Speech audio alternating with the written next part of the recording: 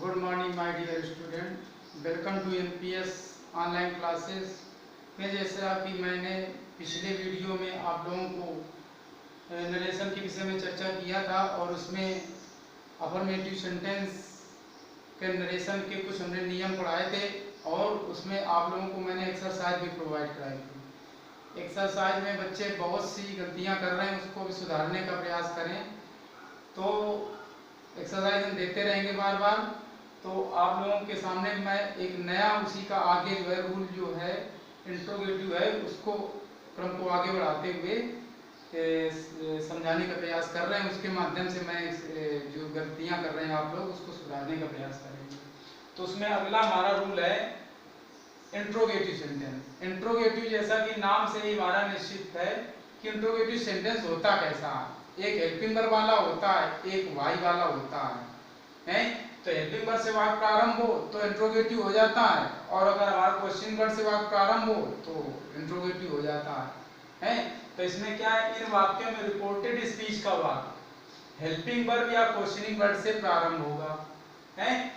फिर क्या है, रिपोर्टिंग वर्ब सैड को, रिपोर्टिंग वर्ब जो सैड दी हुई होगी तो उसको आस्क्ड में बदल देते हैं। रिपोर्टिंग वर्ब के बाद ऑब्जेक्ट दिया हो अन्यथा ना दिया हो। मतलब पहले उसमें ये नियम था कि रिपोर्टिंग वर्ब के बाद में ऑब्जेक्ट दिया हो तो तभी हम सैड को टोल्ड में करते थे, परंतु इसमें कुछ ऐसी बाध्यता नहीं है कि ऑब्जेक्ट दिया हो या न दिया हो। तुम्हें जो है इसमें सैड दिया है तो उसको जो है हम आस्क में सीधा सीधा परिवर्तन कर देंगे जब रिपोर्टेड स्पीच का वाक्य पहचान लेंगे कि इंट्रोगेटिव का वाक्य है। यदि रिपोर्टेड स्पीच का वाक्य हेल्पिंग वर्ब से प्रारंभ होता है तो क्या करते हैं, कामा तथा इन्वर्टेड कामा हटा करके हम इफ या वेदर नामक कंजंक्शन को लगा देते हैं। ठीक। फिर क्या दूसरा, यदि रिपोर्टेड स्पीच का वाक्य क्वेश्चनिंग वर्ड से प्रारंभ होता है तो कामा तथा इन्वर्टेड कामा हटाकर उसी प्रसूचक शब्द को लगा देते हैं। फिर क्या करते हैं, शेष नियम असर्टिव की तरह ही रखते हैं और क्या करते हैं, क्वेश्चनिंग मार्क जो दिया होगा उसको जो है क्या करेंगे, हम हटा देना होगा। ऐसा नहीं कि उसको बनाने के बाद उसको भी लगा रहेगा, ऐसा नहीं करना होगा। मतलब क्वेश्चनिंग मार्क और ये कामा जो है सभी हटा देना होगा। फिर देखते हैं क्या एग्जांपल में, जैसे इसमें एग्जांपल के माध्यम समझ जाएंगे। जैसे I said to him are you going to market today. अब हमने कैसे पहचाना कि इंट्रोगेटिव का वाक्य है। देखो इसमें हेल्पिंग वर्ब दी थी, हेल्पिंग वर्ब दी थी और उधर क्वेश्चनिंग मार्क भी लगा था। इससे हम जान गए कि इंट्रोगेटिव का वाक्य सीधा आ जाते हैं रिपोर्टिंग वर्ब। तो आई आस्क्ड हिम है, सेड टू हमारा चेंज हो गया तो आस्क्ड हिम। अब हिम के बाद में हम इफ लगा दिया। इफ लगाने के बाद में हमने पर्सन का परिवर्तन बताया था, एस ओ एन और 1 2 3 करके बताया था। उसको हमने विस्तार समझाया भी था कैसे कैसे चेंज होता है। तो देखो हमने इफ लगा दिया। इफ लगाने के बाद में क्या किया हमने, देखो सेकेंड पर्सन ये दिया है, हमने कहा था सेकेंड पर्सन यस ओ एन करके कहा था मैंने 1 2 3।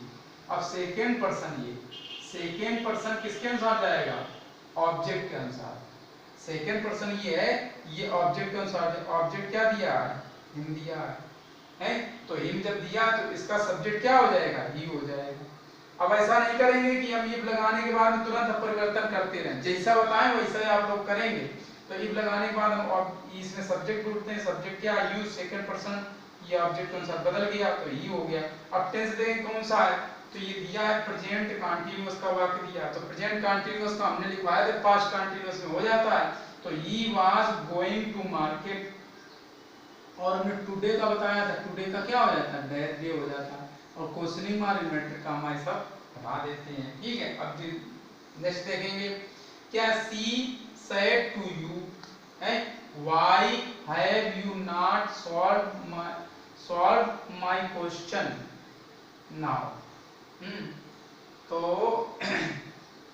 इसमें देखेंगे कैसे हमने इंट्रोगेटिव पहचाना, क्योंकि हमारी ये जो क्वेश्चनिंग वर्ड दिया, क्वेश्चनिंग वर्ड या क्वेश्चन ये वर्ड दिया, तो इससे हम जान गए कि वाक्य हमारा इंट्रोगेटिव है। तो इंट्रोगेटिव है तो सीधा हम क्या करेंगे, सी आस्क्ड यू।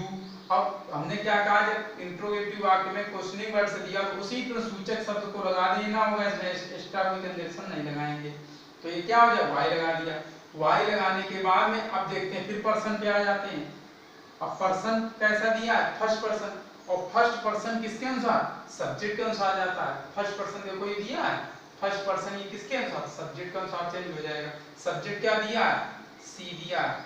अब सी का हमारा सब्जेक्ट क्या होता है, सी होता है ना, तो हमने यहाँ पर क्या लगा दिया, सी। वाई लगाने के बाद तुरंत परिवर्तन नहीं करते हैं, करेंगे, सीधा पहले हम सब्जेक्ट लाएंगे, सब्जेक्ट के बाद में जो भी हमें टेंस में परिवर्तन होगा तब लाएंगे उसको। वाई के बाद में हमने सी लगा दिया।